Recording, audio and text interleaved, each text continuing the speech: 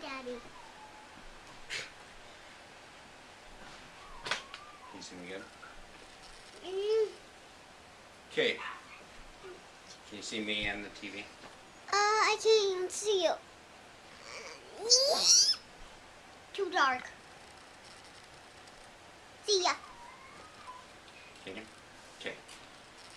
Today for my informative speech is living with post-traumatic stress disorder, stopping the stigma and discrimination. For many of you that don't understand the determinations of PTSD, this will be very enlightening for you.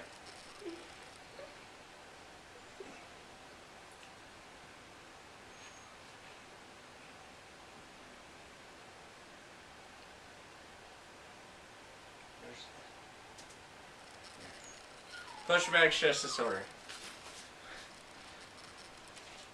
Post-traumatic stress disorder, or PTSD, can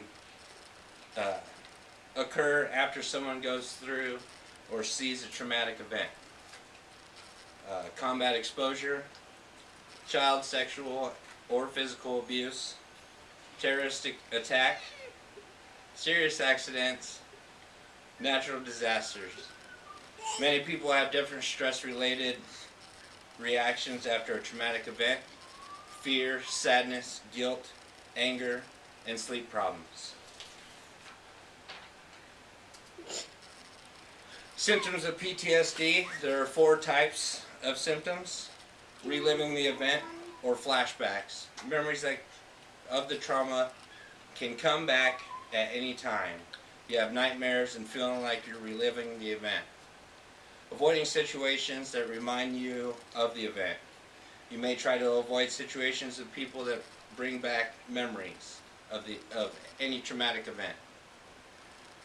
Negative changes in beliefs and feelings. The way you think about yourself and others changes because of the trauma. You may have trouble experiencing your emotions and think no one can be trusted. And the last one, feeling keyed up or hyper-arousal. May be jittery, on the lookout for danger, may become angry or irritable.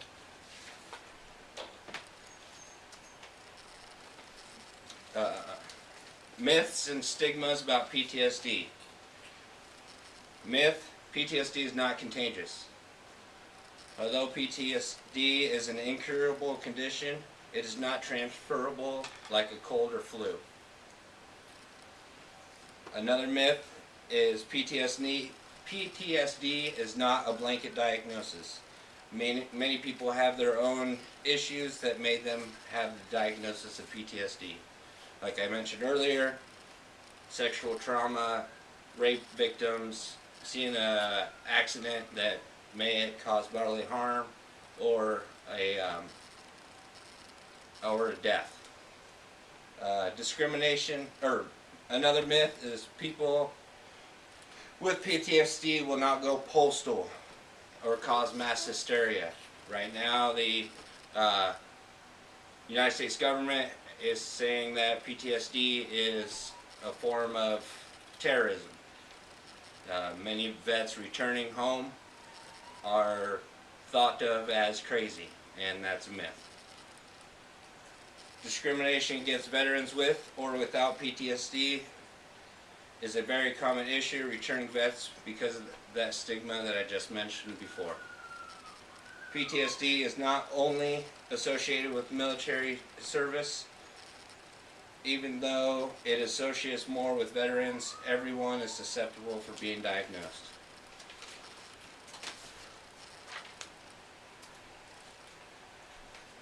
This slide right here, according to the National PTSD Center and the Veteran Affairs, suicide rate for veterans is 23 veterans a day, a pace of 1 suicide every 18 hours.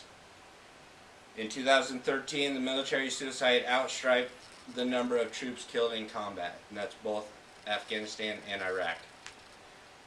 That averaged to 1 suicide every 17 hours. I put the suicide hotline for not only people regular people dealing with depression or might have a diagnosis of PTSD.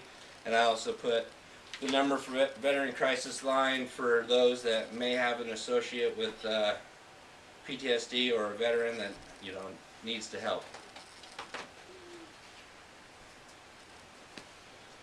How can someone help? Acknowledge a veteran. Thank him for his service. Actually get to know the person if possible. Use the phrase, thank you for your service, not only as a greeting, but an acknowledgement on what the person did for the country, and also acknowledging his stories and what he is. If you know a person that's struggling with depression or a veteran, acknowledge them, find out how they are, and actually listen to them. Be knowledgeable of the warning signs of suicide or any other trigger alerts that might expose anxiety to a person or veterans. Be courteous no matter what branch of service. For example, National Guards, reservists, they were the biggest stigma, weekend warriors. I fell under that. I was in the National Guard for 14 years and was called a weekend warrior many times, even though I served over in combat.